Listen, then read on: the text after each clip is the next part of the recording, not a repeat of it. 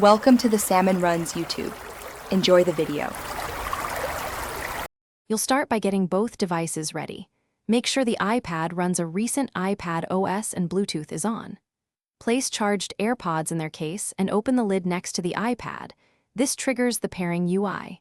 If you use the same Apple ID across devices, pairing is faster and the AirPods appear in the iCloud device list. Once the pop-up appears, tap Connect and follow any on-screen prompts. This initial step links audio routing and controls between iPad and AirPods. After tapping Connect, you may be prompted for additional steps.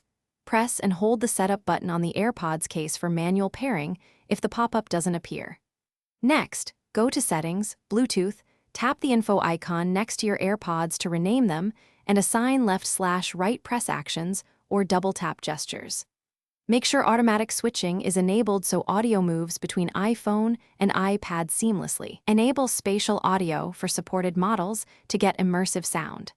These customizations start using your AirPods by selecting them as the audio output in Control Center's AirPlay menu whenever you play media.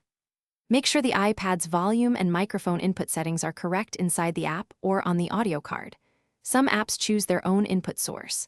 If audio stutters, calls fail, or one bud is silent, reset the AirPods by holding the case button until the LED flashes, toggle Bluetooth off and on, and restart the iPad. That single troubleshooting step resolves most issues quickly.